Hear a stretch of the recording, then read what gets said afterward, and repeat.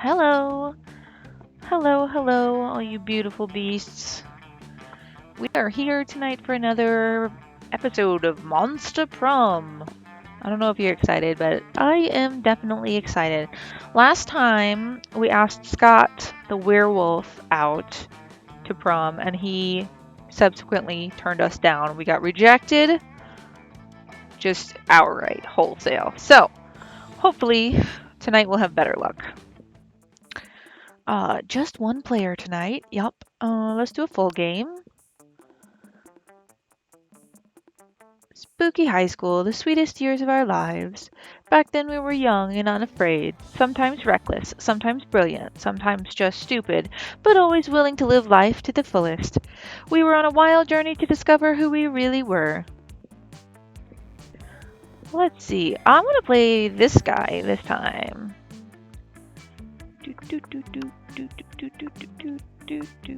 Oz.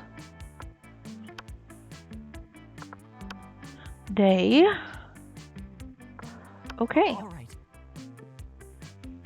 And we had yet to experience its ultimate challenge, the Monster Prom.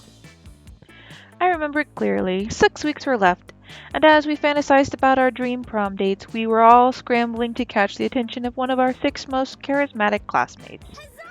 Miranda Vanderbilt, a sweet mermaid princess who was as cute as she was genocidal.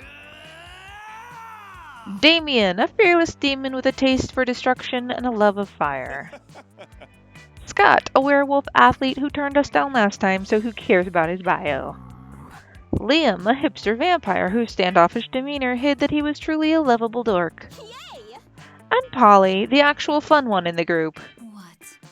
Vera, the gorgon who I liked last time, but she turned out to be totally boring and horrible.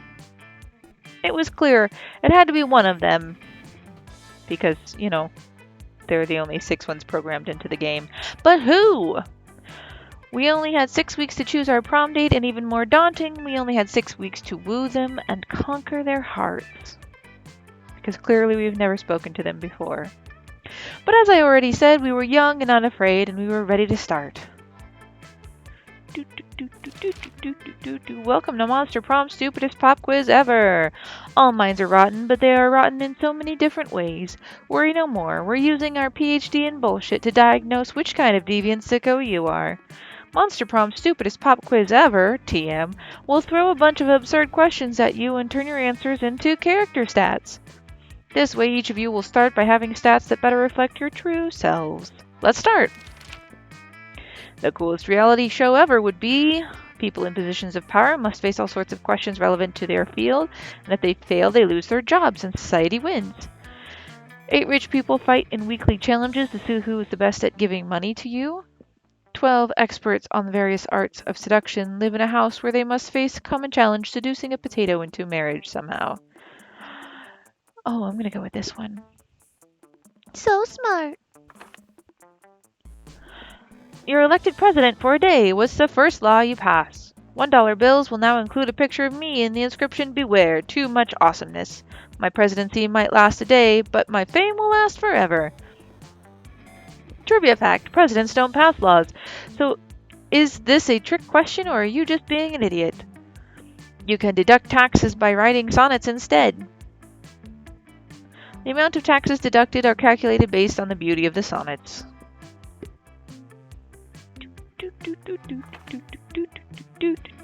Your partner just gave you a cool gift for your anniversary, but you totally forgot. Quick, come up with an idea for a great gift. Anything on fire, a weapon, a weapon on fire. Pony, always pony. Abstract concept of gratefulness, a silly toy that makes silly noises. Anything capable of leading them to an overdose of some sorts. The head of their fiercest enemy.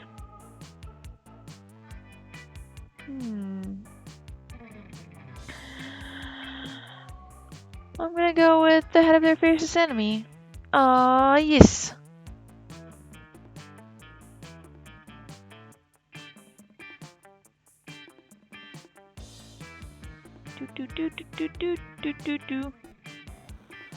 The loading screen. The great equalizer. The loading screen hurries for no man, woman, or monster.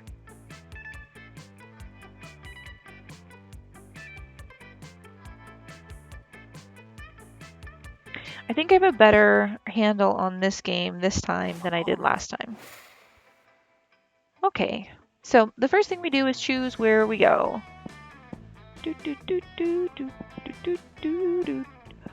And where you go affects your stats. So we got good smarts. We could use a boost in boldness. Creativity is pretty low. Charm is good. Fun is low. Money is okay. So, oh, yep. See, if you go over it, it shows you what skill which area gives you. So, creativity is the theater. Smarts is the classroom. Charm is the gym. Boldness is the bathroom.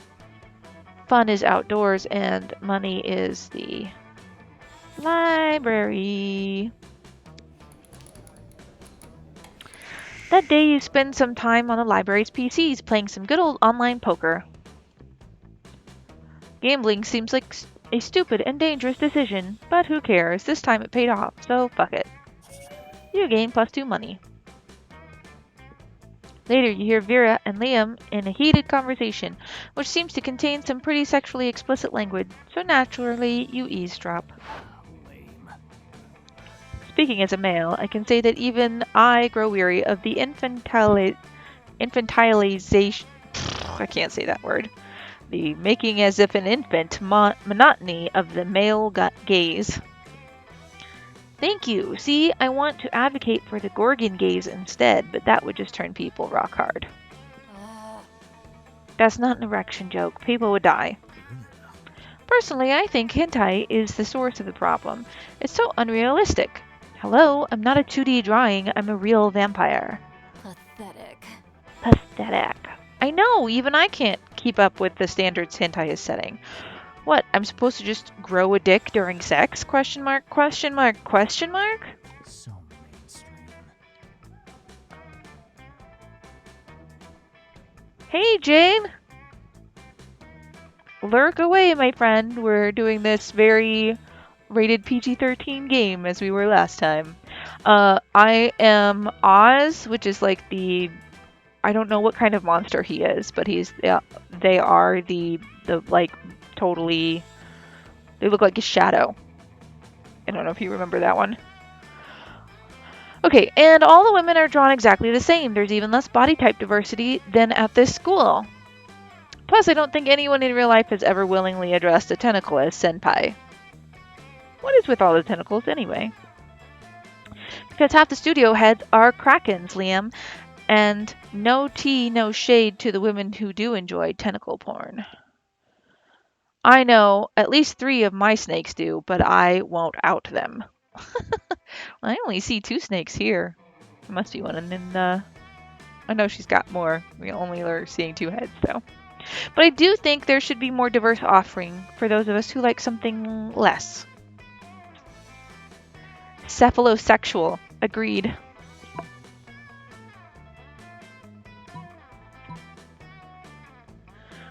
Hentai should be more artistic. Redraw explicit scenes in the style of a great artist such as Picasso and Marguerite. Don't send a misogynistic kraken to do a femme gorgon's job. You should open your own hentai studio. Boop. Why didn't I think of that before, she says. Oh, not bad. I'm always trying to monetize my hobbies, and I am partial to my superior aesthetic, and I like sex. The hentai industry needs more strong female perspectives. Shatter that freaky glass ceiling. Yes, it could feature stories about 3-dimensional women with lofty and exciting career aspirations. Having mind-shatteringly hot sex.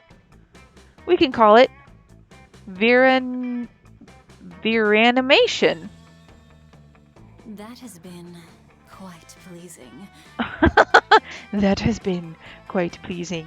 We are trying to woo the Gorgon for real this time. I'm gonna get her. Something about her.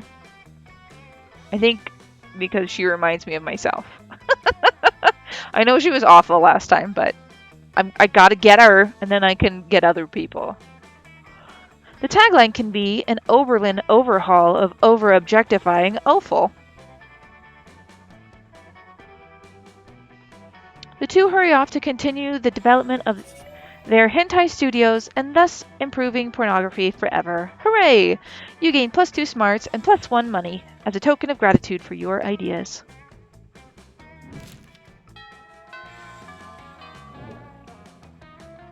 All right. Do, do, do, do, do, do, do, do, do, do. Okay, so we'll sit with the Gorgon since we're trying to woo her. But this is the shop, and this is like a random encounter that you can get an item from. This middle table here with the rando person at it. But yeah, we're gonna sit with these two again. You take your seat beside arguably the two coolest monsters in all of Spooky High. Here's hoping you can keep up with them. Vera, are you eating manticore steaks again? Yes, and it's delicious. Don't you know the amount of cruelty involved in the mainstream meat production industry? Yes, and it's delicious. Besides, Liam, you're a vampire. Don't you only consume things that are dead? Well, yes, I suppose, but it's always ethically sourced, organic, free range, and human. The human population is out of control, and eating them is the most environmentally responsible thing to do. He makes a persuasive argument for cannibalism. Listen, Liam, I happen to have a personal feud with every single animal I eat. I make sure to meet all of them first and ensure I'm devouring only the ones I hate the most. It makes them extra tasty. Well then, surely you can inflict such pain without going through the cruel meat industry and supporting factory farming. Isn't home cruelty better anyway?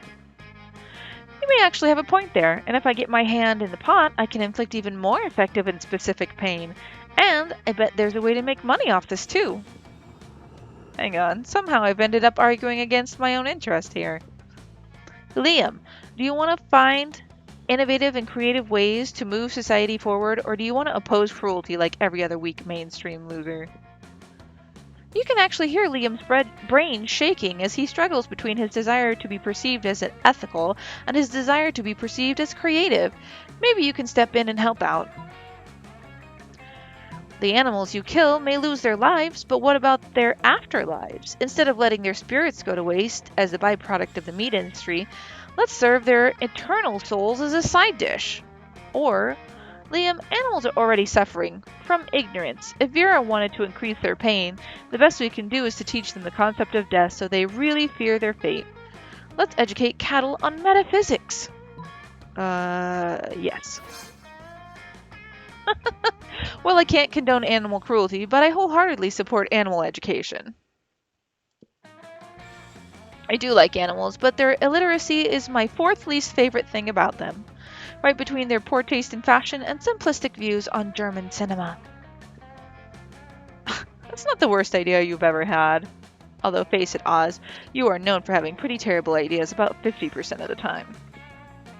I don't really see building an empire out of private schools for cattle, but with my business acumen, I guess it's possible. And I can rest secure in the knowledge that I'm solving the bovine education crisis. Helping Liam help cows is like helping you help Liam choose you to go to prom with. Or something. Week 1, evening. All right.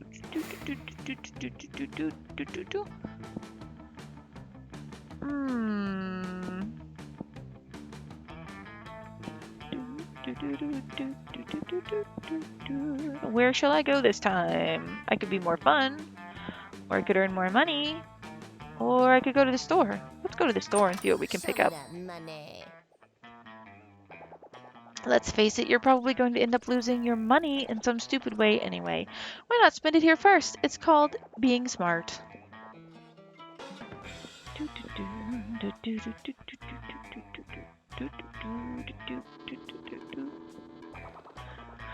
Okay, I'm not going to get the corpse this time because it spawned an event last time that did not work out in my favor at all.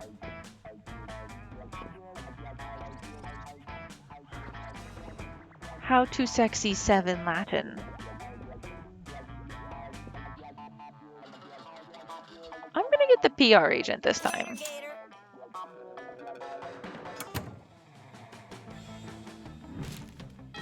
Week 2, morning. All right.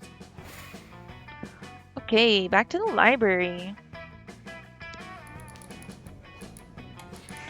You deceive lots of people with a sensationalist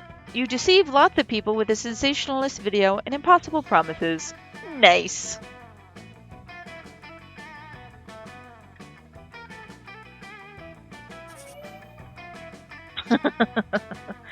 You gain plus 100,000 money, but almost everything goes to cover the costs and you keep plus 2 money. You spy on Vera and Liam engaged in their favorite pastime, a variation of people watching called monster judging. So pathetic. Ugh, do you see what she's wearing? Newsflash, lime green stripper boots do not go with chupacabra fur. So mainstream. At least she made a choice. I've already seen 6 people wearing the same Air Gorgon sneakers. Air Gorgon. We really are the lucky ones, Liam. Most people are just absolutely hideous. But even their hideousness is mediocre. Most people are hideous, but I have yet to see one who is the most hideous. I wonder what such an abomination would even look like. True hideousness is on the inside, in your organs. A person with her organs on the outside would be the most hideous. Or a toned body, symmetrical face, nice features, because traditional beauty standards are hideously mainstream.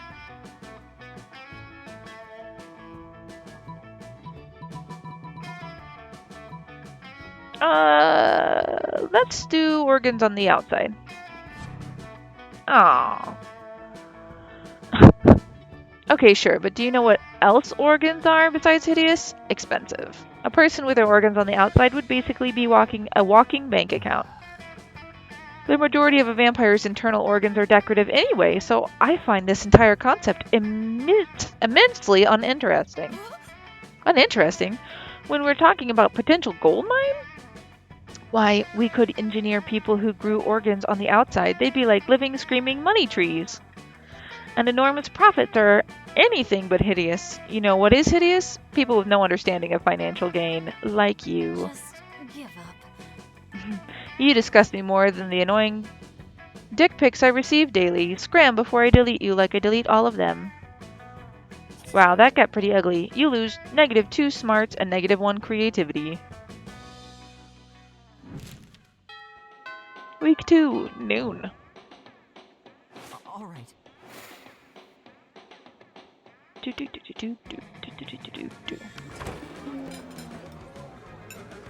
Vera's drinking her customary lunchtime scotch, because you can drink whatever the hell you want at this school. But Scott's not making it easy for her. Hey Vera, what you drinking?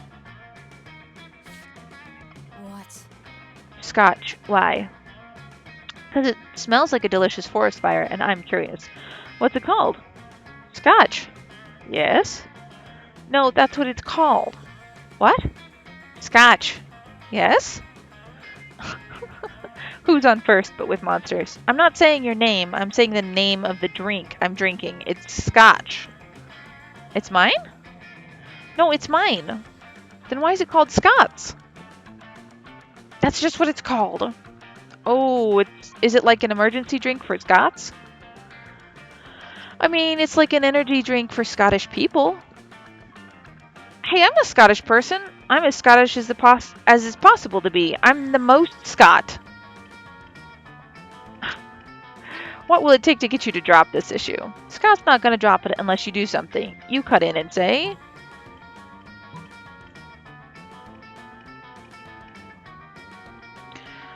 Yeah, it's called Scott's, but it's today's opposite day, so everything that Scott's is actually Vera's. You're right, Scott. That drink is your birthright. Chug, chug, chug. You don't mean today isn't opposite day. Don't you mean today isn't opposite day?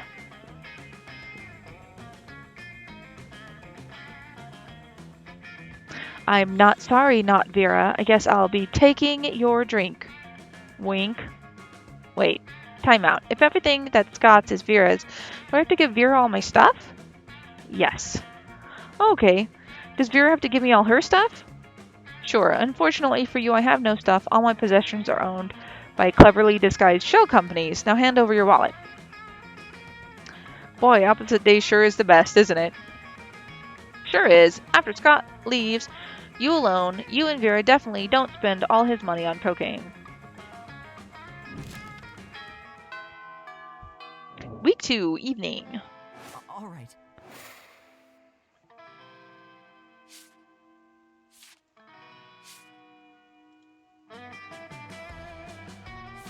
Hmm.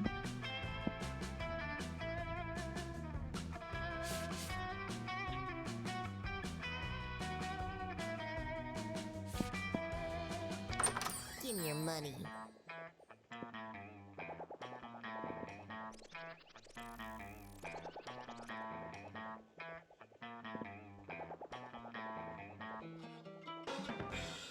No refunds.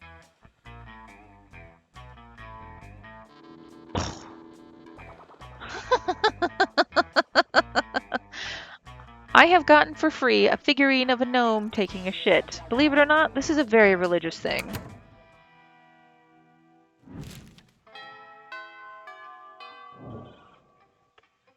All right.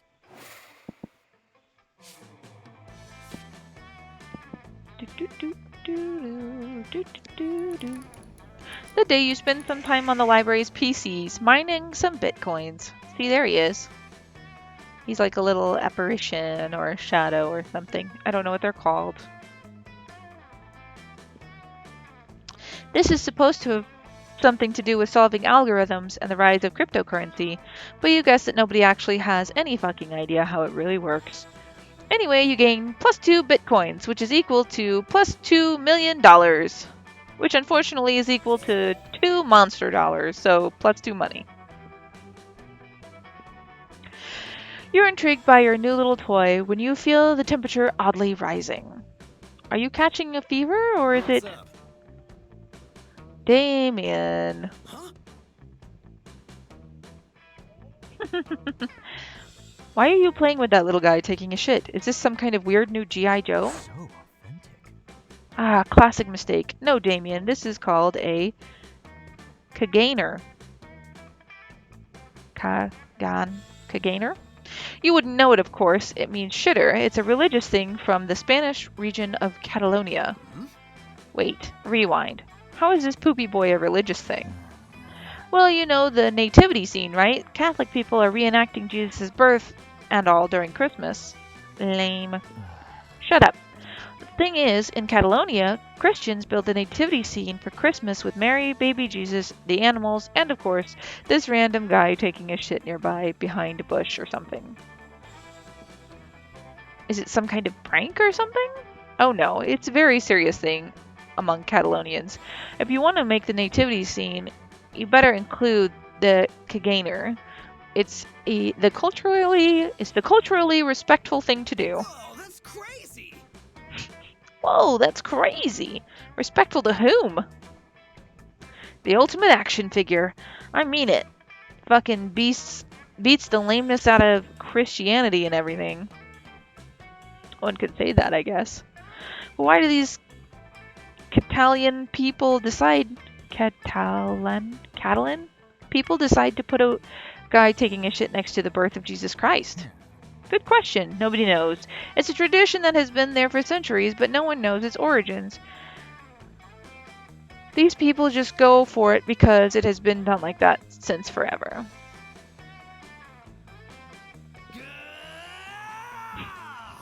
The intrigue is killing me!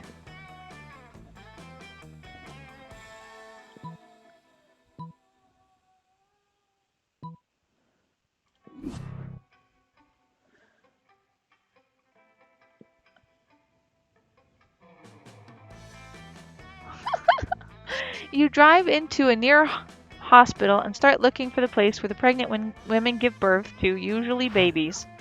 What are we doing again? I don't know. It seems like another one of Oz's foolproof plans. You enter a random hospital room, which shockingly does not happen to coincidentally contain a woman giving birth to no baby, but rather just an old man. You excuse yourself, telling the old man that you were just trying to poop in front of a woman in labor. You're about to leave, but then the man stops you. Wait, young person, actually my dying wish is to witness a young person pooping in a bush, and as you were here on such a similar endeavor, you have no words for this.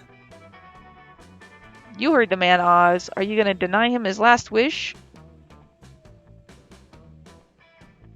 Yes, what the conundrum. If you refuse the old man's last wish, we will despise you for being so rude, but if you agree to it, well, the whole thing won't exactly make us fall in love with you.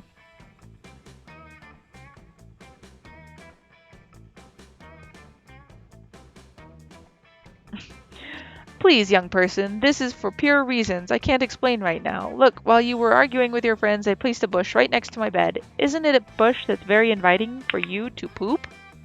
For you to poop on? The man prepared a bush and all. For God's sake, go and poop in it like any sensible person would do.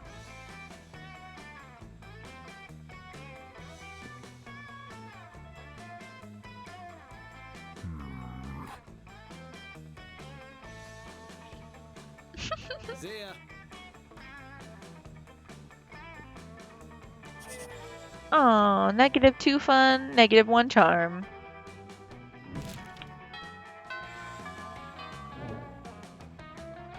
All right. Come on, Oz, you can do this.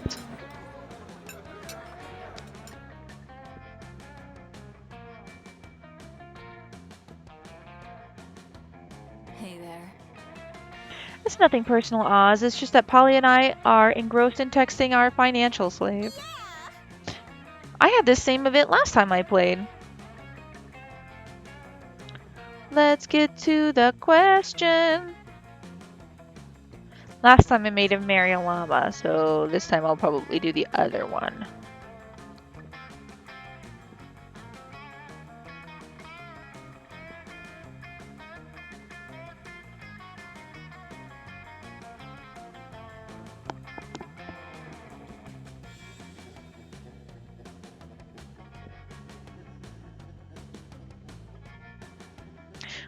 Seems like the ladies are at a very exciting crossroads. Maybe a random bystander can give them a nudge in the right direction.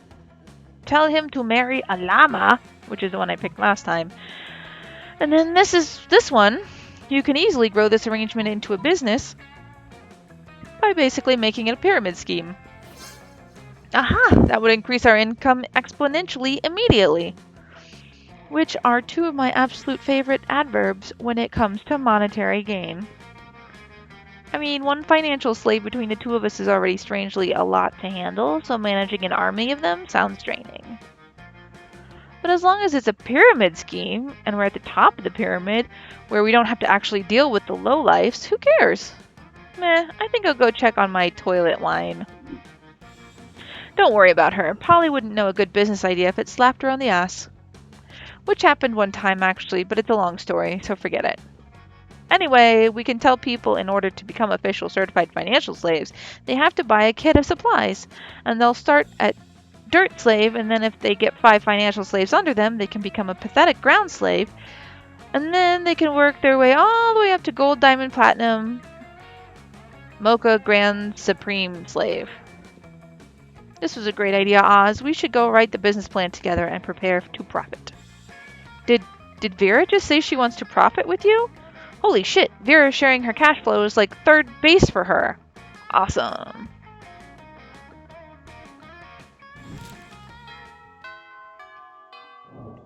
Ding dong, ding dong. All right.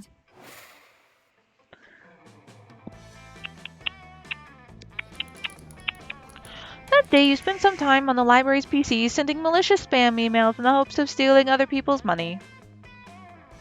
It doesn't sound very nice, but who's really the one to blame if they respond to such a blatant scam?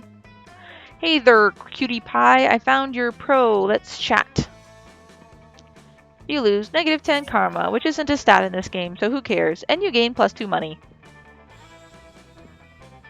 In the course of your activities, you come across Vera and Polly hatching yet another scheme. You sneak a little closer so you can eavesdrop. Hi. Listen, this has been a fruitful partnership so far in terms of making people look like imbeciles, but I think it's time to be monetized. Sick burns, don't buy fresh outfits. Yeah, fine, whatever. I guess I could use some new songs or whatever, but like, I don't want to stop making people look dumb just so we can make money. I don't want to sell out. Personally, I can't wait to sell out, says Vera. But you have a point. We can't sacrifice our brand. The question, of course, is how do we do both? Yeah, how do we get rich off yanking people's chains? Ugh, careful with your choice of words, Polly. What? Chains are a big thing for ghosts. Of course. They don't seem to have any immediate ideas. Maybe you can offer a solution. Oh man, do I have a great prank for you. I call it stealing, which is clearly the like Polly answer. Or why don't you make up a phony workout craze? It worked for Frank Pilates, the inventor of Pilates. Wow, a fake workout craze. I'll file that right in between leg warmers and pagers under things that were a great idea in the 1980s. Harsh. Sorry, not sorry, but Derision Incorporated is dedicated to exploring only the most innovative fields of humiliation. Yeah, nobody falls for that fake workout stuff anymore. Because, like, everyone already knows the one foolproof way to get tight thighs and a delicious ass is brimping. Have you heard of brimping? Right? You have never heard of brimping. Time to make a swift exit. Before you look like even more of an idiot, you lose 2 fun and 1 creativity. Man, I have a negative fun score now. I'm no fun! All right.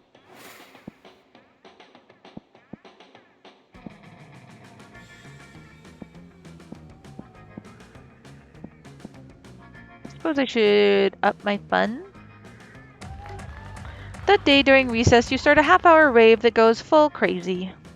You have no idea how it escalates so much, but at one point there are like 300 people. Someone summons demons from a nightmare dimension. The consequences might distort the fabric of reality itself, but who cares? It's a rad party. You gain +2 fun. You notice Vera standing in a corner, pissed. What looks like fresh braid on the back of her head is actually 2 of her snakes fighting? Poison's flying everywhere. Oh, Vera, you changed your outfit. Okay, I'm okay. It's just Hissy and Bob having another disagreement. It happens. This time they can't decide whether Miranda's domain should be called a kingdom or an empire, and it's like, who cares? I'm telling you, if they weren't my hair, I would sell them to Thailand, where they eat snakes. Decapitate them to set an example. You could totally rock some bangs. Or snakes get feisty when they don't have jobs. Put them to work building your evil empire. Why, of course! I'd forgotten how testy snakes become without gainful employment. It's all in the best-selling book, Snakes in Suits. But come to think of it, my snakes already do have jobs. They're just not doing them. Bob, where's your report on Portugal? Are they at war? Are they at war yet? Hissy, have you poisoned the school's water supply like I asked? No? Then how am I supposed to sell water to Miranda's family? You think it's easy selling water to mermaids? Hissy and Bob pull out cell phones and start making calls. You don't know which impresses you more, Vera's managerial skills or the fact that her snakes can use cell phones without thumbs. Either way, you gain +2 to creativity and +1 to smarts.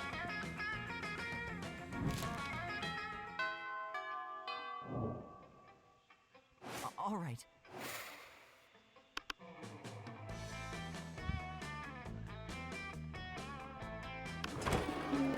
And sit with Vera again.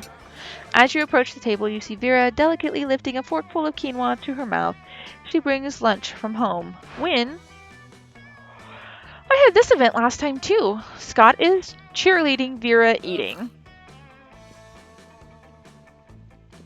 And I am not going to help him out this time because last time he totally rejected me.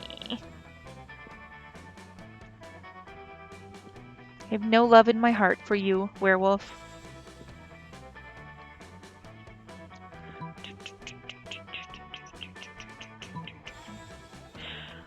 Okay, so Scott wants to know how I can help Vera how we can help Vera by cheerleading her. And the problem is obviously that we're not dressed up as giant salad, or that we shouldn't be cheering for Vera to eat the food. We should be cheering for the food to get eaten by Vera in the walk-in freezer. Doot. Oh, duh. It's just like when we cheer for the other team to lose instead of cheering for our team to win. Yes, but invented that cheerleading strategy. It gives us a huge psychological edge against teams that hate losing. I'm gonna go try it right now. Those vegetables are gonna get so inspired. Scott runs off to the kitchen to inspire the vegetables. You can hear the muffled shouting from the back, but it's not bad. That has been quite pleasing.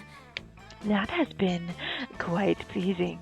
Thanks, now I can finally enjoy this quinoa and baby tier salad without unwanted encouragement.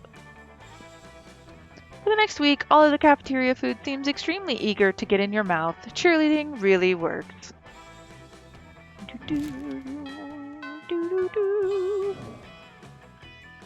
All right. Go, Oz, go! Go, Oz, go!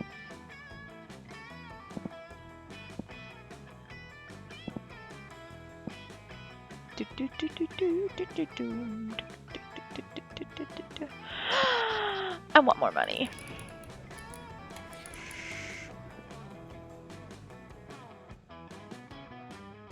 You lose 10 karma and gain +2 money.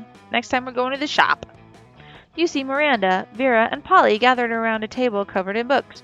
Could they be studying? No way. I hereby call this meeting of the boss-ass bitches to order. I've gathered all prior school yearbooks so we can have clear lists of everyone we're better than. Always the same with you. Wow, what a great use of your time. Oh, look at these guys.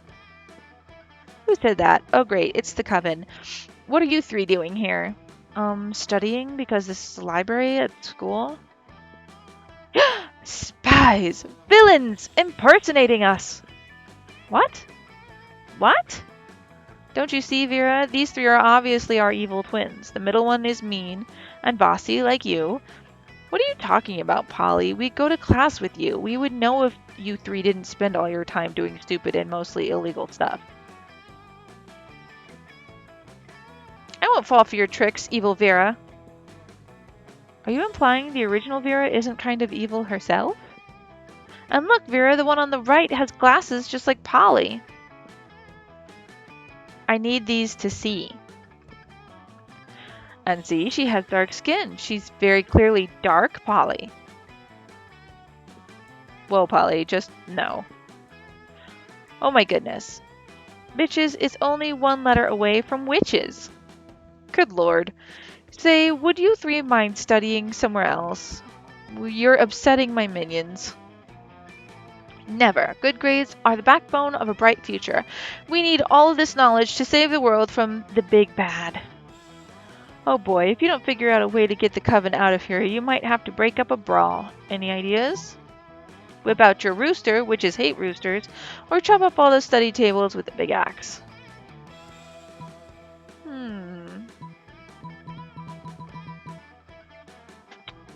Roosters or axes?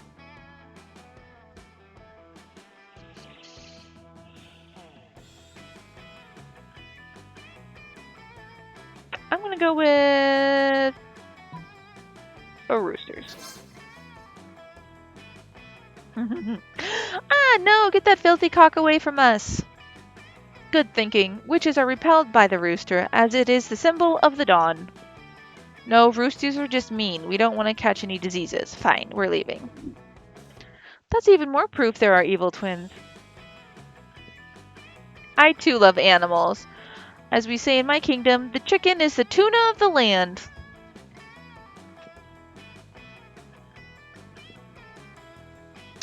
Alright, they're gone. You can put your cock away. Though you did use him quite skillfully. Vera is so impressed, she lets you sit in on the first meeting of the boss-ass bitches. You throw so much shade, your rooster decides it's nighttime and goes to sleep. You gain +2 fun and +1 boldness.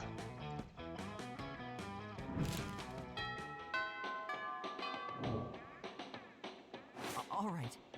This game just cannot avoid rooster puns. Really think this whole game is just one big rooster pun. Let's go to class. Show me that money. Show me that money.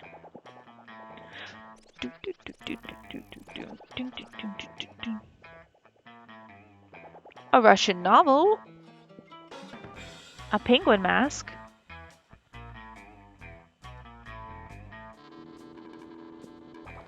A fake tattoo. Funny glasses. A motivational poster. A fake Latin accent. A $10 bag of cocaine. Tampon used by the former prom queen. I kinda want the penguin mask.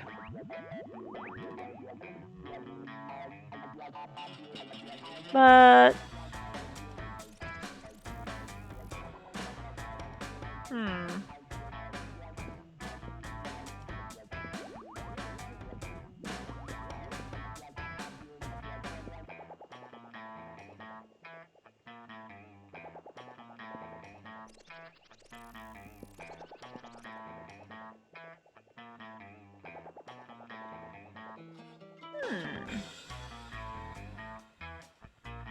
I'm gonna go with penguin mask. Catch you later.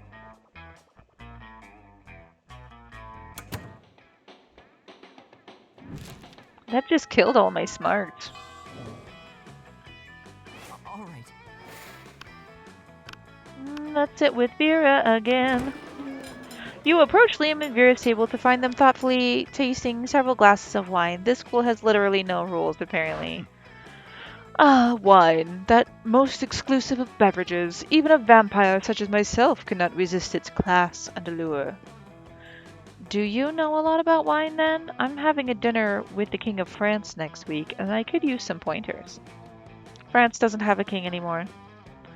That's what the media wants you to think. So do you know about wine or not? Alas, in my centuries of living, I have only learned how to look good holding wine, not how to evaluate it. I love his little sun hat. Like, he's supposed to be this hipster, but he's got this, like, farmer hat on, this, like, gardening hat on, because it's daytime and he's a vampire. All I know is that I'm not drinking another glass of that one. Vera points at a bottle with Polly's toilet wine written on it in permanent marker. What I wouldn't give for an experienced sommelier to help us judge which wine is best. You know nothing about wine, but you're pretty sure most sommeliers just make stuff up anyway. You suavely recommend. Try the sangria, it pairs well with seafood and blood. The tannins in this robust Malbec are an elegant way to mask the taste of poison, perfect for diplomatic missions. Why would you want to disguise the taste of... Oh. You're going to poison someone. Of course you are. You're always poisoning people. Quiet. No, I'm not.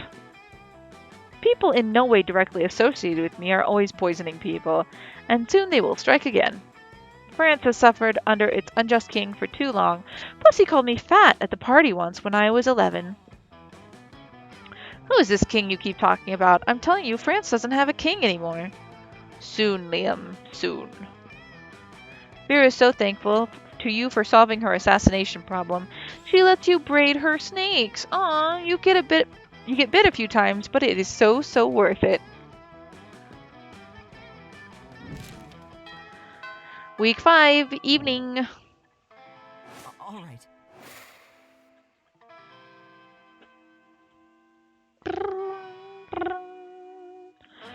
Where should we go this time? Our smarts are very suffering. Let's go to class. That day you listen to your elders and learn valuable lessons. Look, what is this little cute thing? Adorable. Sometimes, after all the monster nonsense and the dating gimmicks, you forget that attending class is supposed to be the primary activity at this high school. You gain +2 smarts. Later, you're wandering through the halls when you hear a voice from around the corner. Hi. Hey, psst. I seem to have accidentally turned a bitch to stone with my gaze. Don't get me wrong, she totally deserved it. Her nose is obviously fake, plus that nail polish, abominable. But this isn't exactly the first time I've done this, and Principal Giant Spider said if I did it again, I'd get detention. So now I need to dispose of yet another body, and I thought that since you're so attractive and kind and clever, you'd be willing to cover up the literal murder I've committed, no questions asked, right?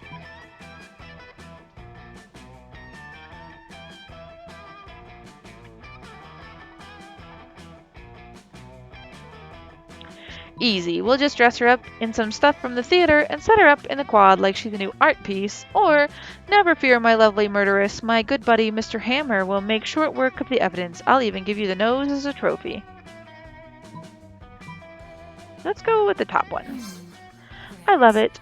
A plan so stupid no one will ever think someone as brilliant as me could come up with it. And the benefits, I get away with murder, literally, and my family gets credit for a donation.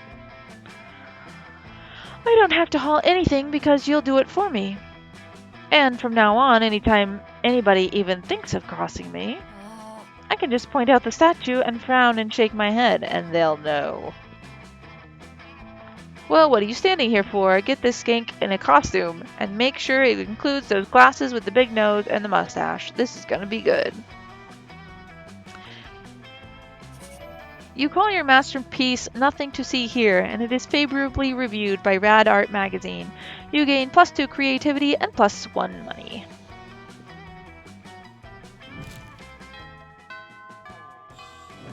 Okay, so this is week 6 All right. in the morning.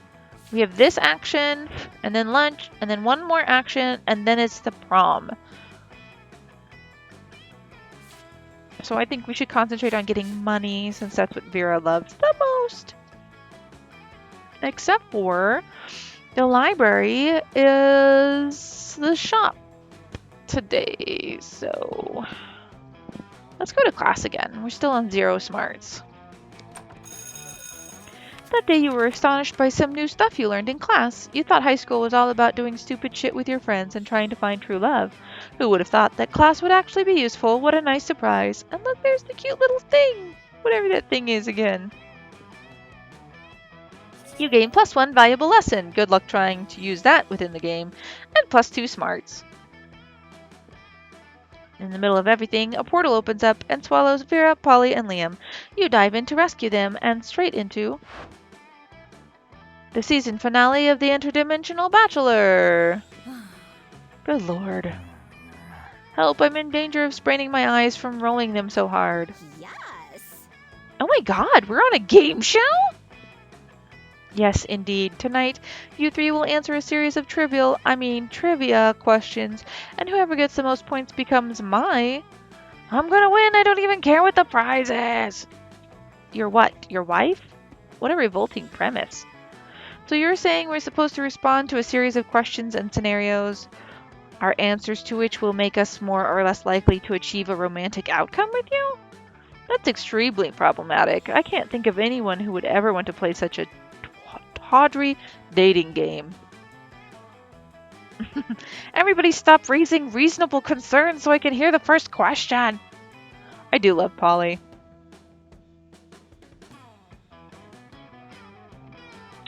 Maybe I'll be Polly when I'm a ghost.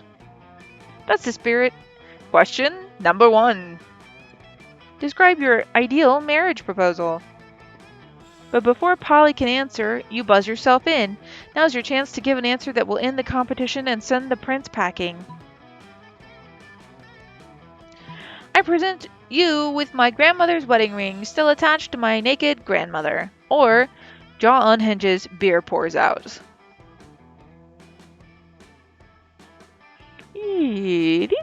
These seem equally bad. But usually the top one has gone pretty well for me. And since I haven't chosen the naked grandmother choice yet, I'm gonna go with that one. So creative. I'm sorry, that's not the answer we were looking for. Does anyone else? Wait, what was wrong with that answer? That was a dope answer. Do you have something against grandmothers, or oh my god, do you have something against nakedness? Because my whole answer was just going to be naked, naked, naked.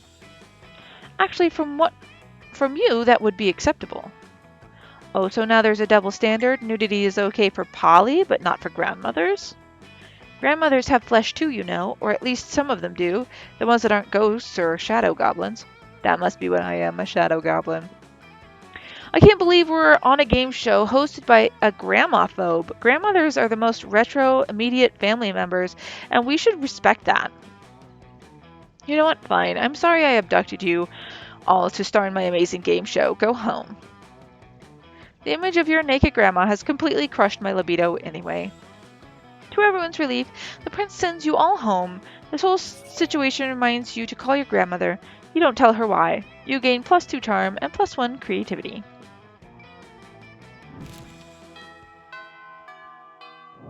One more lunch with All Vera. right.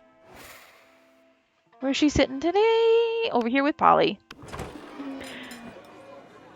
You arrive at Polly and Vera's table to find them eating. Wait, both of them? Oh, yum yum, I sure do love food and eating. Look at this food go in me. Yes, this cafeteria Sloppy Joe truly has a subtle flavor profile. Finally, you notice the cause of this absurdity. A well-dressed businessman sitting at the table next to the table watching both women intently. Oh yeah, I know you like this, baby. My eating is realistic and erratic. Be cool, Polly. The man wants to pay us for eating in front of him, not screaming about eating. Is this not what eating is? I forget. While Vera tries to explain eating to Polly, the businessman shyly approaches you and gives you a small bow. Much obliged, friend, he says in a soft voice. Are these two fine ladies your friends? I must confess that I have searched far and wide for a suitable candidate to fulfill my rather unusual fetish. Paying a student at a high school for monsters to eat food while I watch politely from a distance. But I find myself unable to choose which of these two beauties to hire. The snakehead, one possesses a certain grace. Yeah, pay me, motherfucker. Pay me to do a thing I was gonna do anyway. But the translucent one has such passion. I don't even want the money! In your opinion, the businessman finishes, which would be the wiser choice on my part? The Gorgon, obviously. Look how many mouths she's got on her head.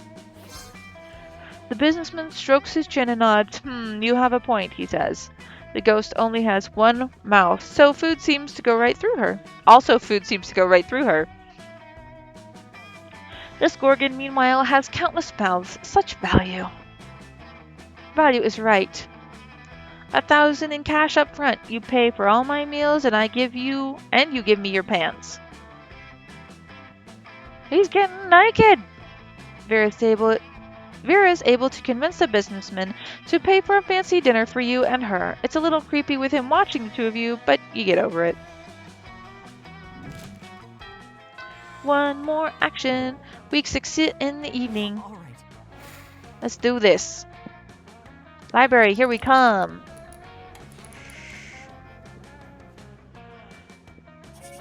+2 money. You come to as if you had been knocked out or drugged or something to the sound of... Oh, it's hey this guy. Welcome back to Season 2 of the Interdimensional Bachelor. Today's competitors are last season's Flaw in the Cogs, Oz, and an army of sexy werewolves. Hooray! For the last time, fuckbench, I'm not a werewolf. Perhaps not, but you have a fiery temperament, wolf-like drive, and killer abs, so it's close enough. Yeah, bro! One of us! I thought we were doing a sports game. I love his derpy look. This makes me so happy. Sports game! Sports game! We are, my dear, sweet army of sexy werewolves. And Oz. We are! In fact, it's time for our first round. Are you ready? For your first test of speed, strength, and skill on the Interdimensional Bachelor Season 2, it's time to see which of you incredible lichens can sign your name on this legally binding document that is in no way a marriage contract the fastest. You can see the werewolves' tails wagging in anticipation, ready to prove themselves the fastest, best athletes, and Damien is cracking his knuckles, not about to be outdone. If you don't step in, at least one or two of these people are going to end up married to the prince out of sheer hyper-competitiveness. Thinking quickly, you find the name of Tyrelliot the Terrible, thus summoning him. or eat the contract? I'm gonna eat the contract? No, let's do this. Summoning the guy. Because I need some smarts in my life. Oh no! Never did you think you'd be able to outrun a werewolf, much less 5 plus 1 devil. But in circumstances such as these, so much at stake, something simply kicks in.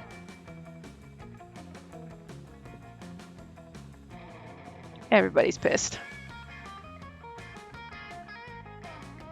Of what rematch are you speaking? All of you turn as you see the towering figure of Tyrelliot the Terrible, an enormous robot. Hello, metal friend. I think you may be confused as to where you are. I am not confused. I am here for my spouse, Oz. Ah, but this cannot be. Oz is currently a contestant on the interdimensional hit TV series The Interdimensional Bachelor, where the prize is an unfulfilling and loveless marriage to me.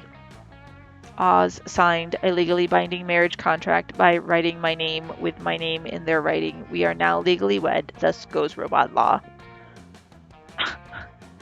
Totally should have read more about robot law before trying a risky gambit like this. Now you're married to a robot. Haha, now Oz is married to a robot. Nerd.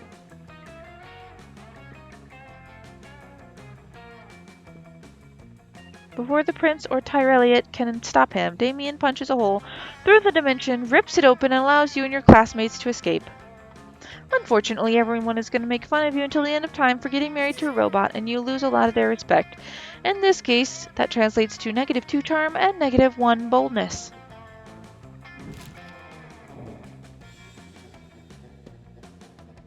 Hey there. Let's ask Vera to the prom. Finally, you pluck up the courage to ask your beloved to go to the monster prom with you. You're asking me to go to prom with you? Have you seen yourself in a mirror? Your face is a crime against humanity. Ugh, rude. And that one of the crimes against humanity I enjoy perpetuating. Bye. No! It all seemed pretty bleak. But you're a natural fighter, so you fought. For the right to marry your own hand, since that seemed like your last chance at finding love. Yay!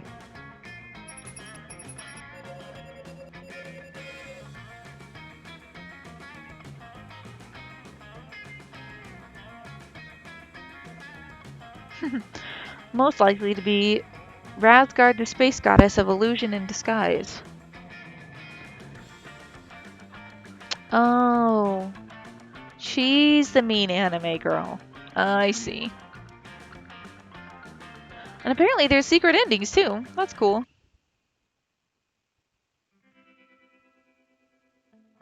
Alright, guys. Those 6 weeks were maybe the most epic and absurd weeks of our lives. After the monster prom, we kept living our lives, falling in love, battling for friendship, and learning about who we were and who we could be. And you know what? Like it always does, life happened, and it was wonderful. Here's the coven. There's the other one, the 3 chicks. The shop lady. Haven't run into him yet. That's me. Scott, Damien, Polly. I don't know who that is.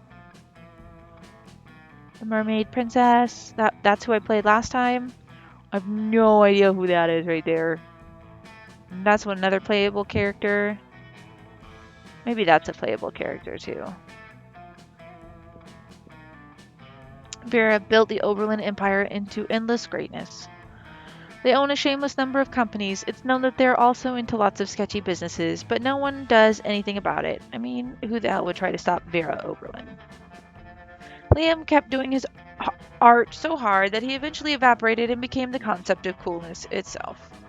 As he left the physical plane, the last thing Liam did was give everyone a condescending look. Damien became an interior designer specializing in torture machines. Last month, Vogue magazine called his products the refined marriage between macabre and chic. For those 6 weeks, the Monster Prom seemed larger than life, and then it was gone, just like that. The battle for Monster Prom might have ended then, but there were plenty of battles left in that war called youth. Once again, we were young and unafraid, and we were ready to start. What if Alright guys, thanks for joining me. I'll probably see you again Saturday for more Monster Prom. I will not stop playing until I get somebody to go to prom with me. At least that's what I hope. I just love this ending. Alright, I'll see you all next time.